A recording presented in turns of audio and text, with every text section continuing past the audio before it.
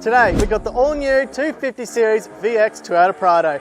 We're going to put it through its paces today, testing the stock suspension up against the EFS Extreme shock absorbers and springs. This vehicle is already very similar to the 300 series Land Cruiser, which is already a very capable vehicle. Can we make this even better? Let's find out.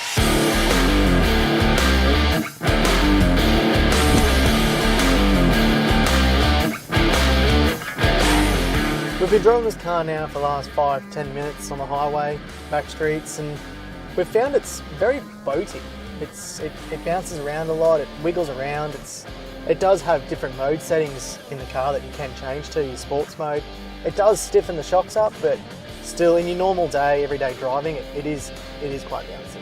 It comes jam-packed full of new features. Like you've got your big LCD screens in here. Your seat reclines back once you turn the car, so you can get in and out of your doors easier. You've got heaps of legroom in the back. We've got these two guys in the back here, stacks of legroom.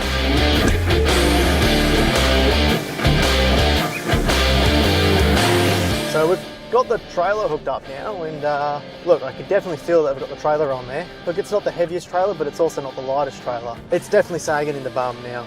It's a lot more bouncy, a lot more wobbly in the car. With the trailer all hooked up and driving, I've actually noticed it's a tow haul mode. So it actually disables all your other drive modes, like your sports and your comfort mode. It actually also stiffens your shocks up, but I feel like it's still not quite right. So hopefully with our new shocks that we'll put in it, it'll fix it up.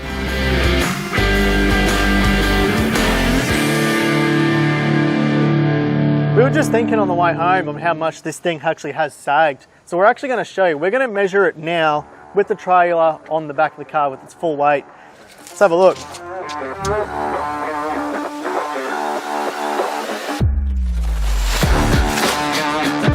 So with that trailer fully off the car now, we're sitting at 565 mil. So that's a 40 mil drop.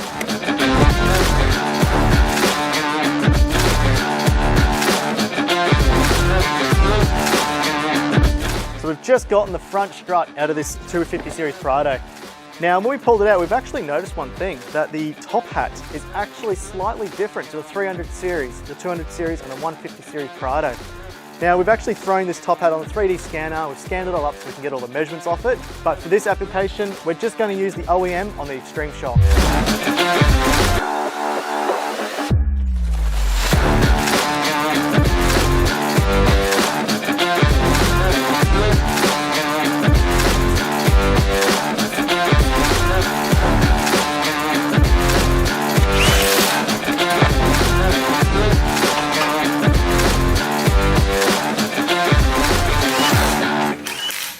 We're back in the car and we've fitted all the Extreme shocks up now, and even just driving to this location, man, honestly, having the Extreme shocks has just made a huge difference.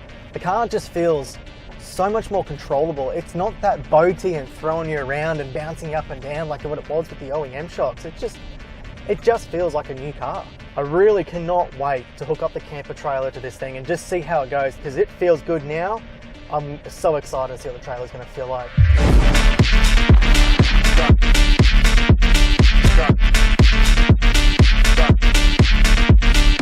We're actually going to hook the trailer up, but while we do that, I'm actually going to show you how much it sags in the rear without springs in it. So we're currently sitting at 620, sitting there. So if I get Nathan to hurry up and actually wind that down. So we've actually gone down to 600. So we've actually only dropped 20 mil, which is awesome.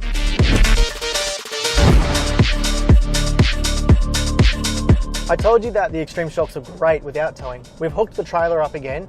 We've been towing down along this dirt road now, and man, it makes a massive difference. I feel like I have a lot more control with the trailer. It's not pushing me all over the road on the dirt. It just is so good. We're going to go back to the workshop now, and we're going to show you the difference between the OEM shocks and the Extreme shocks on the dyno. Then what we might actually do is actually show you the difference in the coil springs and the load cell. You can see with the OEM shock absorber in his graphs that it's fine working under normal conditions, but as the force increases, it starts to struggle. As you can see, we've been running this shock now for about 3 minutes, and the temperature is starting to rise, which is going to cause a big factor in fading. Now here you can see we've got the EFS Extreme shock absorber. Straight away you can see it handles the forces so much easier, provides a smoother ride for those off-road rough conditions. We'll go over to the coils now. You'll see with the OE coil, it handles moderate loads quite okay. But when you're carrying those heavier loads, you'll actually notice the sagging, which is what we've seen towing the camper trailer. And over time, this can reduce your ground clearance and stability. With our EFS coil spring, you can see it is built to handle those heavy loads even without sagging. It does give you that better stability, improved ride height, and it gives you that more confidence on those rugged terrains. As you can see on the screen here, we've put both those coils down about 2 inches compressed. And you can see with the OE, it's about a 264 pound of force it takes to compress that. And with our Extreme, it's 546. Now that we've gone through all that boring and technical data, you can see why having aftermarket suspension put into your four-wheel drive is such a key thing. So we've had this car now for a couple of days, and what an experience it has been. If you are considering buying one of these new Prados, I suggest you do it. So I do a lot of outback touring and a lot of camping, and after I fitted the EFS suspension to this car, it was phenomenal.